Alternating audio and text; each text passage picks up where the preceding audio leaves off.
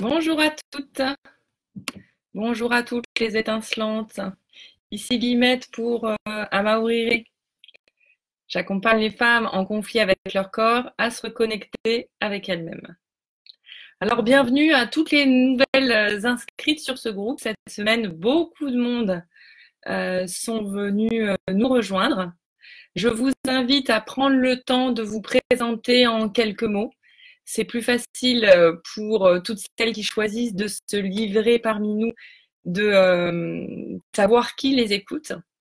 Après, je vous oblige évidemment pas à réagir aux publications et à vous exprimer, mais qu'au moins vous soyez là pour dire qui vous êtes au départ, c'est sympa.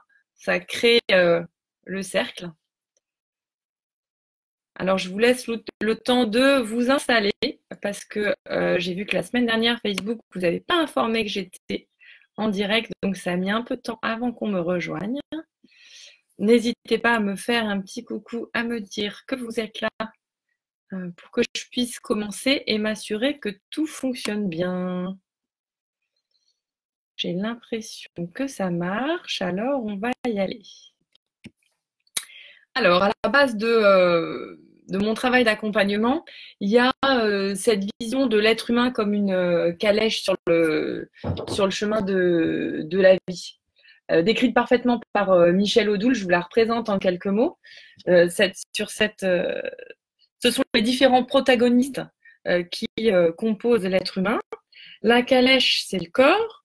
Le passager, votre être intérieur. Et le cocher, le mental, les croyances, la somme de vos expériences. Les chevaux, ce sont vos émotions qui vous alertent quand vous êtes sur le bon chemin ou que vous êtes en train de vous planter. Et idéalement, effectivement, pour choisir le chemin le plus confortable possible et qu'il n'y ait pas de trouble d'écho sur la calèche, le plus confortable, c'est possible uniquement si le passager et le cocher communiquent entre eux. Pourquoi? Parce que celui qui dirige la calèche, c'est évidemment le cocher, mais celui qui sait où il veut aller, c'est bien l'être intérieur.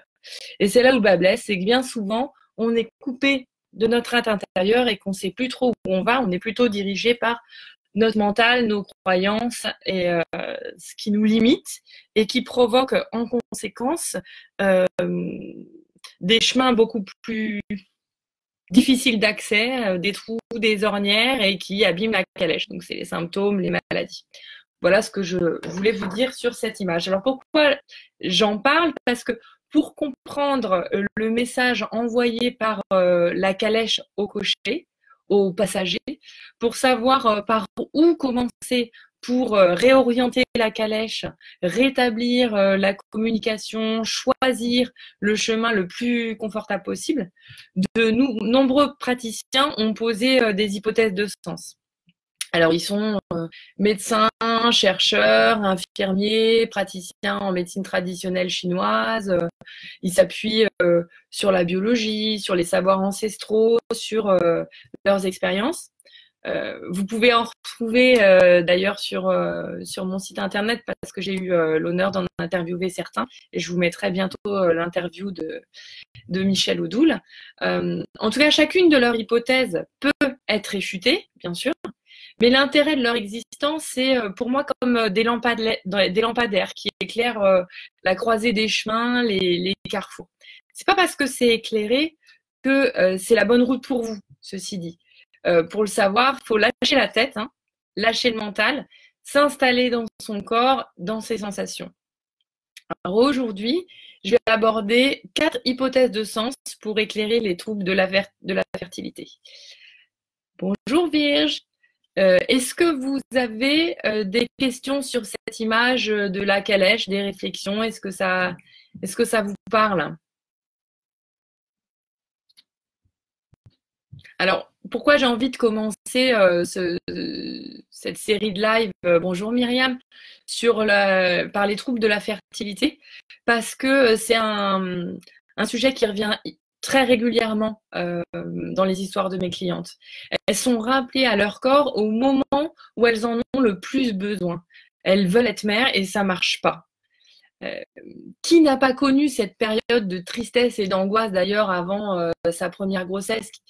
Qui n'a pas dans son entourage une femme concernée par cette situation, quoi, qui ait une origine biologique avérée à leur stérilité ou non? Les hypothèses sont les mêmes en fait.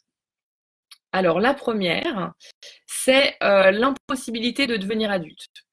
Je m'explique. Tant que vous n'avez pas d'enfant, c'est vous l'enfant. Enfanter, c'est passer directement à un autre statut, celui d'adulte. Êtes-vous autorisé à grandir? La fonction d'adulte, est-ce que c'est accessible, possible pour vous? C'est un peu l'exemple de la jeune femme toujours maternée par ses parents. Elle étouffe, mais elle dit rien, par fidélité familiale, par respect pour ses parents.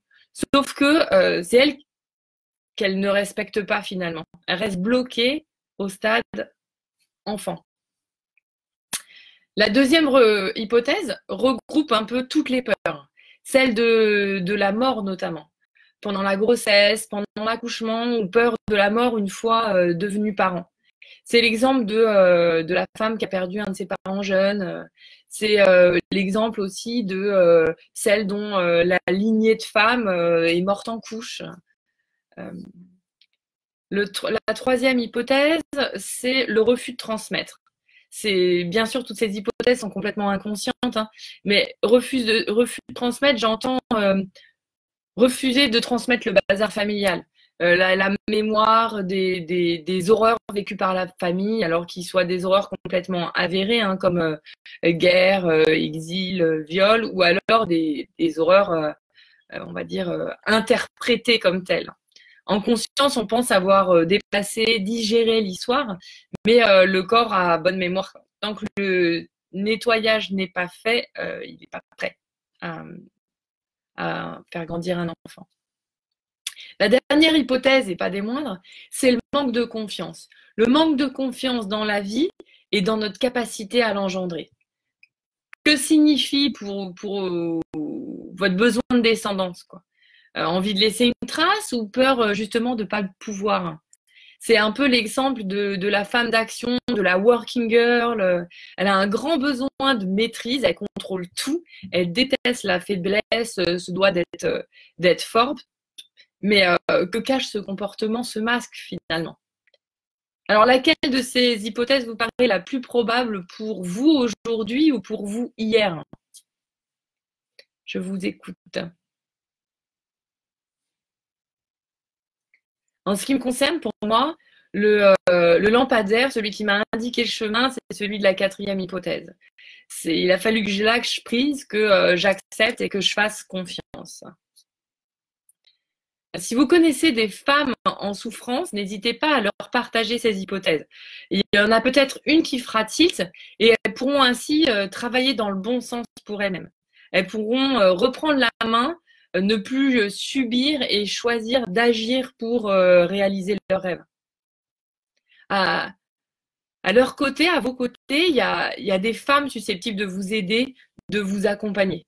Prenons soin les unes des autres, profitons des savoirs et expériences de chacune pour nous aider à avancer.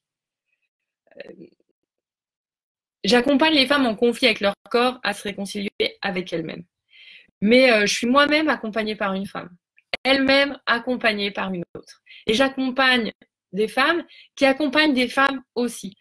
On est toute une chaîne. C'est ça le féminin sacré. N'hésitez pas à vous faire accompagner pour mieux accompagner les vôtres, vous aussi. Pour savoir comment je travaille, je vous offre une séance de découverte gratuite. Alors, le formulaire est à remplir sur mon site et on en parle tranquillement quand vous voulez. Est-ce que vous avez des questions, des remarques par rapport à ce que je vous ai partagé aujourd'hui? Alors, je vous dis à la semaine prochaine. Est-ce que des lives comme ça sur des hypothèses du mot du corps, ça vous donne envie? Quel thème vous voudriez voir traité? N'hésitez pas à me le dire en commentaire, même au moment de la rediffusion. Je vous souhaite une excellente journée pour les Néo-Zélandaises et l'hémisphère sud et une très bonne nuit pour l'hémisphère nord et notamment les Françaises. Au revoir.